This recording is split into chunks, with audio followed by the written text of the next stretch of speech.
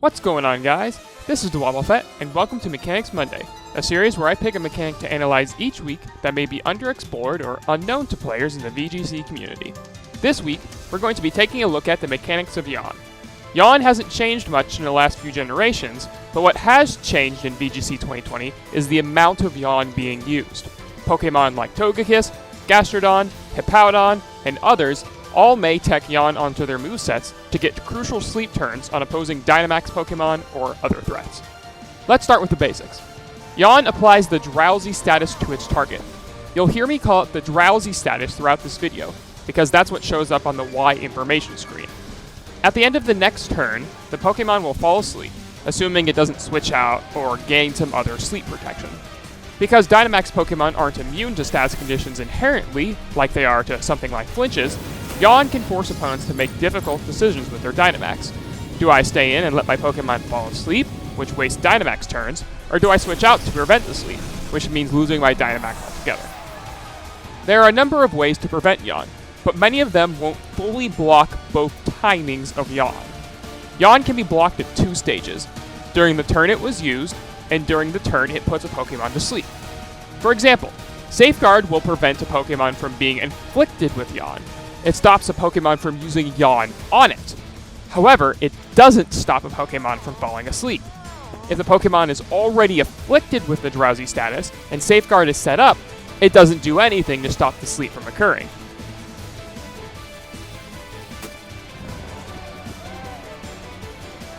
Misty Terrain behaves the opposite way. You can use Yawn just fine on a grounded target in Misty Terrain. If Misty Terrain wears off the following turn, or gets switched to Grassy or Psychic Terrain, it will still fall asleep. However, if a Pokemon were to fall asleep during Yawn, Misty Terrain will block that, so it blocks Yawn only on the second turn of the effect.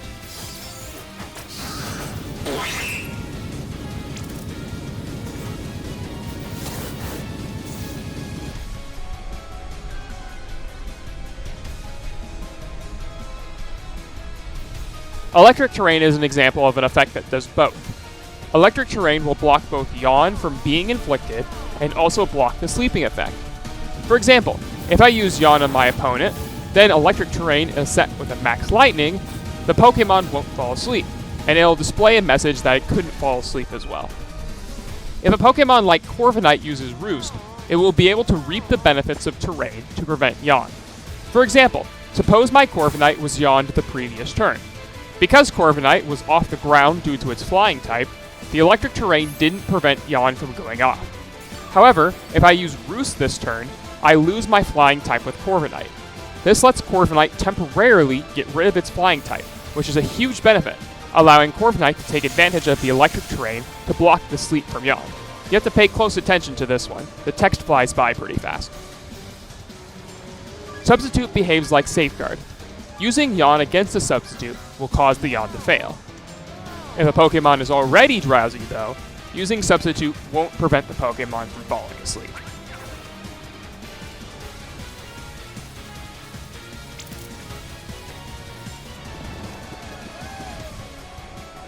The abilities Insomnia, Vital Spirit, Leaf Guard, and Sweet Veil are all like Electric Terrain, in that they block both the initial usage of Yawn and also prevent a Pokemon from falling asleep during Yawn. I'm just showing Sweet Veil here, but I did test each ability. Switching in Sweet Veil doesn't remove the drowsy status, however. If I just switch in Alchemy and it faints from an opponent's attack, Sweet Veil is gone, and Yawn can put my ally to sleep just like normal.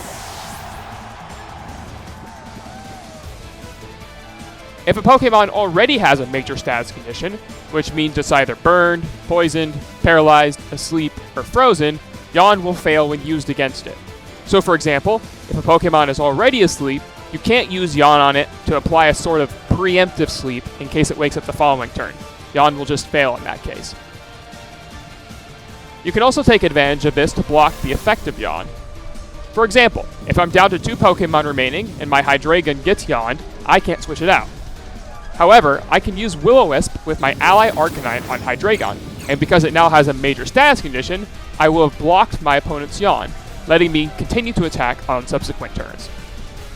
Just applying a status condition at any point in time isn't enough. You need to have that Pokemon's status at the time it would be put to sleep from Yawn. For example, if Yawn is used on my Lumberry Corviknight, then Corviknight is put to sleep with Sleep Powder on the following turn, but wakes up due to its Lumberry, that doesn't cause the drowsy status to go away. As you can see, Corviknight is put to sleep because of Yawn at the end of the turn like normal. In the end turn resolution order, Yawn occurs about midway through the steps done. End turn resolution order hasn't been thoroughly researched in Sword and Shield yet, but for the purposes of what I'm about to describe with Yawn, this post I made on the Smogon Battle Mechanics research thread still holds true. We can use this list to learn some important information. For example, the abilities Hydration, Shed Skin, and Healer will never wake up a Pokemon from Yawn's sleep on the same turn it was put to sleep. That's because these effects occur much earlier in the end turn resolution order. You can see this effect with my Palpitoad. Although it has Hydration and it is raining, after Yawn puts Palpitoad to sleep, Hydration won't activate, or at least not until next turn, because the window of time for Hydration to activate has already passed. Similarly, Terrain will always block the effects of Yawn even on the last turn of Terrains, and that's because Terrains wear off after Yawn happens. As you can see here, even though my Misty Terrain ended this turn, it had one last hurrah and blocked Yawn's sleep before it faded away. If two Pokemon are put to sleep by Yawn in the same turn, which would only happen if both sides yawned each other, the order the Pokemon are put to sleep is based on the speed of the Pokemon falling asleep, not the Pokemon that used Yawn. So, for example, my opponent's Togekiss is faster than my own, and it yawns Pinurchin before I can yawn Farfetch'd. However, it's the speeds of Farfetch'd and Pinurchin that matter. As you can see, Farfetch'd is put to sleep before Pinurchin, because Farfetch'd is much faster than Pinurchin. If Yawn puts a Pokemon to sleep during the middle of a 2-turn move like Phantom Force, it will fall asleep and the Pokemon will be left in a semi-invulnerable state.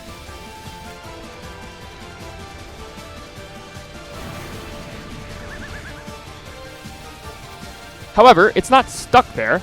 As soon as Dragapult takes its turn and tries to complete Phantom Force, it will use a sleep turn and reappear on the field like normal. Finally, although it's not VGC legal yet, Gigantamax Grimmsnarl's G-Max Snooze inflicts the drowsy status as the side effect of its G-Max move. However, it can only afflict the original target with Yawn. Using G-Max Snooze into Togekiss here will only apply drowsiness to Togekiss, and never yawn its ally Farfetch'd. However, it only applies the drowsy status 50% of the time, really limiting its potential as a max move, though I'm personally glad it's not better than it already is. And that's all for this week's Mechanics Monday.